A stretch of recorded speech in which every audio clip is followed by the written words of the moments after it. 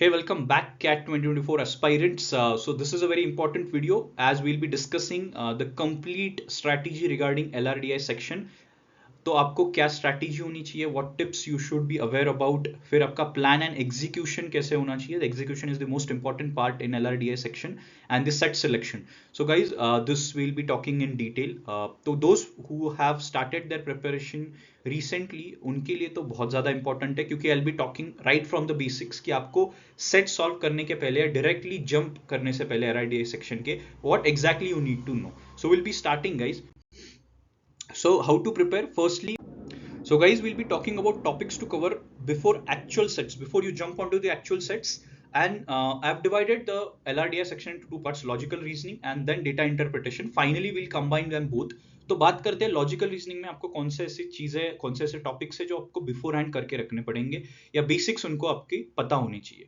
So first is of course logical connections, फिर blood relations, then binary logic very important, फिर order and ranking you should be able to understand, फिर calendars and clocks, syllogism, series and finally cubes. तो guys you have to understand all these topics before you jump on to the actual set, क्योंकि जो actual set आने वाले हैं that will be a mix of the parameters and the topics that I've given on the slide. तो make sure कि firstly you are picking up these topics, studying their basics and then jumping onto your actual sets. So now let's come down to the data interpretation part, guys. तो अभी देखते हैं कि what actually we need to study in data interpretation. तो first bar graphs, line graphs, pie charts, Venn diagram and data solving ways. So पहले चार patterns तो आपको मिल जाएगी, और data solving ways in the sense कि आप देखो कि कैसे solve किए जा रही है चीजें. What is the structure? What is the flow of it? Okay, this is very important. In the CAT का DI, CAT का DI is not like other exams का DI, because other exams DI are completely calculation based, but here it is a mix of concepts. Here it is a mix of how you solve and how you arrange the data. तो इसीलिए try to get the different solving ways of data. Next is what all sets do we have? So first can be a completely LR based logical reasoning पे हो सकता है कोई puzzle. Okay, next can be only a DI based set and third can be a mixed set. तो cat की खासियत ही यही है कि वो लॉजिकल रीजनिंग और डेटा इंटरप्रिटेशन को क्लब करते हैं और फिर कोई सेट देते हैं. ठीक है, तो guys you can have like individual set on LR, individual set on DI, or maybe a mixed set on both LR DI. तो it is not that difficult. If you feel that अरे LR DI साथ में आ जाएगा तो it will be a bit difficult. तो guys no, if you practice well, इतना difficult नहीं होता है. So how do we practice actually? Firstly basics cover कर लेने जो मैंने already बताया हुआ है. Second, check the set. So guys, my suggestion to you would be initially try solving individual LR and DI sets. Don't go for mixed set तुरंत. अभी पहले बेसिक्स कर लो, फिर उसके ऊपर application based LR and DI के individual set solve करो, फिर ही मिक्स सेट के लिए जाओ. फिर उसके बाद learn ways to interpret data. जब DI सेट्स की बारी आती है तो गाइस प्लीज अंडरस्टैंड कि कैट का DI sets are more towards interpretation. They want you to interpret. ज्यादा हैवी कैलकुलेशंस होंगे, समटाइम्स इट मे और sometimes it may not. Calci available होता है बहुत ही अगर तुम्हें हैवी कैलकुलेशंस लग रहे हैं, बट सबसे इंपॉर्टेंट चीज is your interpretation of data. So make sure कि आप वीडियोस देख रहे हो जो भी you're maybe you're getting into some coaching or something, so please try to understand the interpretation, how the person who is teaching you is interpreting the data. तो ये ज्यादा इंपॉर्टेंट है. ओके, फिर learn ways to put it in on paper. तो ये सबसे ज्यादा important है, क्योंकि हम पजल, आपको भी एनकाउंटर किया होगा आपने भी, कि आप पजल समझ रहे हो या फिर DI का सेट समझ रहे हो, बट आपको ना एग्जैक्टली उसको कैसे पुट ऑन करना ये नहीं आ रहा है. ये बहुत सारे स्टूडेंट्स का प्रॉब्लम होता है. तो इसके लिए मैं सजेस्ट करूंगा कि आप अलग अलग सेट सॉल्व करो, उसके सॉल्यूशंस देखो. ओके, देखो कि उन्होंने क्या अप्रोच देखा है, उन्होंने क्या फ्रेमवर्क, क्या डायग्राम, क्या टेबल, कैसे फॉर्मेट में यूज किया है, एंड उसको थोड़ा सा समझने का ट्राई करो. You can take note. Okay, I have written at the end ki make note of it. Why is it important, guys? I'll tell you the thing from my CAT, which was 2018.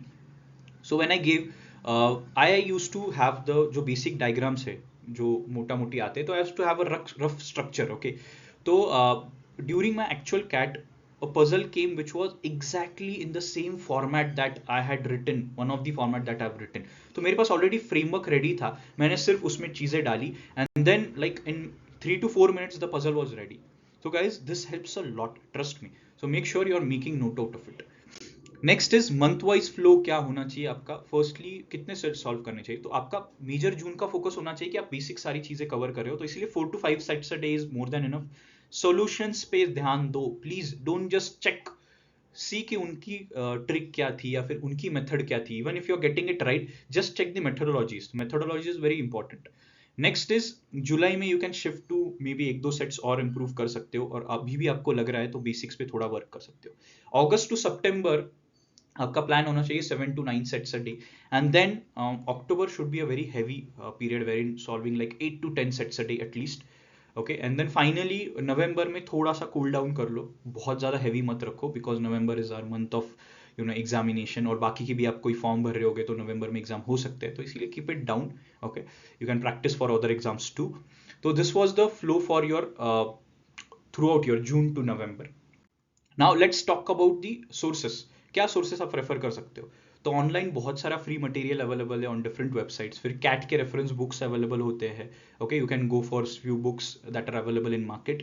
Previous year के questions देख सकते हो, तो वो भी आपको बहुत ज़्यादा हेल्प करेगा। प्रीवियस ईयर क्वेश्चंस आपको पैटर्न समझने में हेल्प होगा। फिर class material, if you are joined any coaching you can just watch the या solve the class material that is given. And finally mock से भी आपको, हर मॉक से will be getting 4-5 sets of DIs, तो वो आप सॉल्व कर सकते हो। Okay, so what can be the helpful tips for you all guys, those who are preparing, just started preparing? Firstly, get the hold of the logic का hold लेना बहुत जरूरी है, क्योंकि it may repeat या उसी फॉर्मेट में चीजें रिपीट हो सकती है। ठीक है, जस्ट डोंट सॉल्व। कुछ लोग सिर्फ सॉल्यूशन देख लेते हैं तुरंत और निकल जाते हैं, please try to get hold of your logic. फिर make note of topic, pattern या फिर फ्लो डायग्राम। ठीक है, तो आप ये चीज़ों का नोट लीजिए। Somewhere you can just have a maintain a notebook just for separately for LRDI section, जहाँ पे आप कुछ चीज़ें मेंशन कर रहे हो जो आपको लग रही है can be helpful. Okay, read the set and try to construct the opening statements. मतलब क्या, when you are reading these sets, तो ट्राई करो कि कहाँ पे ऐसा स्टेटमेंट आपको मिल रहा है जिससे ये पूरा पजल खुल जाएगा, पूरा LRDI का सेट खुल जाएगा। वो बहुत ज़्यादा इंपॉर्टेंट है। जो लोग ये समझते हैं ना, उनको एक अच्छा स्टार्ट मिल जाता है, वरना students keep on like reading sets again and again just to understand कि what exactly I should start with. Okay, next, combination of diagrams and puzzles. तो जब आप सॉल्व कर रहे हो, you should not exactly solve with only one arrangement या only one diagram या puzzle. You should have multiple puzzle, so that what you can do is, next I have written elimination technique, तो आप आगे जाके कुछ points को लेके चीजें एलिमिनेट कर सकते हो। For example, I have 3 different arrangements now. After reading few points, I'll eliminate first one, I'll eliminate the second one, and then I'll be left only with one arrangement on which I can work ahead. तो ये technique बहुत ज़्यादा important हो जाती है। Last में लिखा है not every question for each set. इसका मतलब गाइज, आपको पता होगा कि कैट की ये टेक्निक है। What they will be doing is, they will be giving you a set. Students को क्या लगता है, एक पूरा पजल या फिर एक पूरा डीआई का सेट सॉल्व हो गया, उनको लगता है कि अरे I have like 3-4 questions on it, it is done.